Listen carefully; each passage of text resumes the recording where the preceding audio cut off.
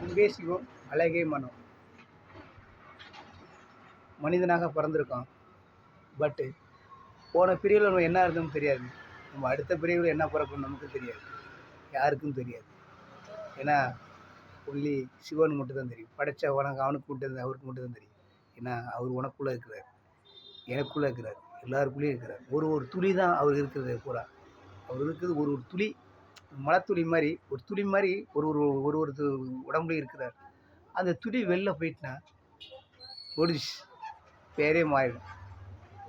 அப்போ அந்த துளி எங்கே இருக்குது, எப்படி நம்மளை நடக்க விடுது, அது துளி எப்படி எங்கெங்கே போக வைக்குது, எல்லாமே உனக்குள்ளே வர மூச்சு தயார். இந்த மூச்சை நீ ஒரு நாள் உட்காந்து அதை யோசிச்சுப்பார். ஒரு 10 நிமிஷம் டெய்லியும் உட்காந்து யோசிச்சுப்பார். அந்த மூச்சுக்கு ஒரு விடையை கண்டிப்பாக உண்டு. அதை வெளில உள்ள பொருளாக நீங்கள் பெருசுன்னு நினைக்கிறீங்க, வெளில உள்ள பொருளாக தோற்றங்களாம் பெருசாக நினைக்கிறீங்க. இல்லை, பெருசு எல்லாமே பெருசு தான். ஆனால் அதெல்லாம் இருக்கும். ஆனால் நீ இருக்க மாட்ட. உள்ளே இருக்கிற அந்த துளி அது அடுத்ததில் போய் மாறி போயிடும். இன்னொரு துளியில் பூந்துடும் அது. சரியா? அது ஏற்கனவே ஒரு துளி ரெடி பண்ணிட்டு தான் உன்னைய விட்டு போகும். அது தெரியாமல் ஆடுறீங்களே. என்னையா வாழ்க்கை. ஒரு மனிதனு இப்படி வாழணும் கணக்கு இருக்குன்னு நிறைய கற்றுக்கணும். சரியா? என்ன ஒரு சொல்ல முடியுங்களா? அதாங்க உண்மை.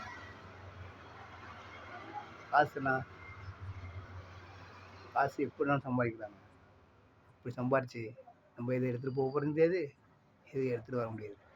ஆனால் பிறந்தது உண்மை, போக போகிறது உண்மை. எல்லாருக்கும் தெரியும், எனக்கு தெரியும். சரி, இடையில என்னையா காசு? என்ன நீ பெரிய ஆள், நான் பெரிய ஆள், காசு தான் மதிப்பீங்க, காசு தான் மதிக்க மாட்டாங்களா? அப்படிலாம் வாழக்கூடாது. அதெல்லாம் வாழ்க்கை கிடையாது. ஒரு மனிதன் ஒரே ஒரு துளி ஒரு மனிதனுக்கு கொடுத்துருக்கான். சொல்லியிருக்கேன், திரும்ப சொல்கிறேன், ஒரு துளி. அந்த துளி அடுத்தது ரெடி பண்ணிட்டு தான் உன்னை விட்டு வெளில போயிடும். சரியா?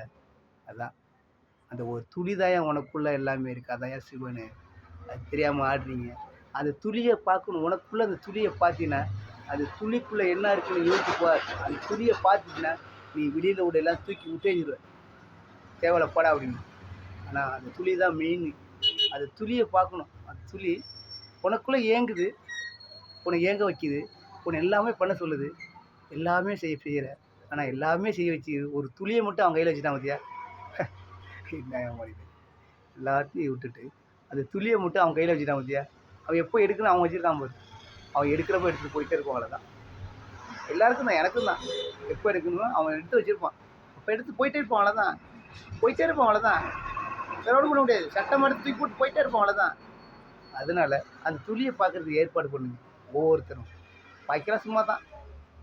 என்னை பொறுத்தவரைக்கும் வேறுனா சும்மா தான். துளியை பார்த்துருங்க. Okay, good bye.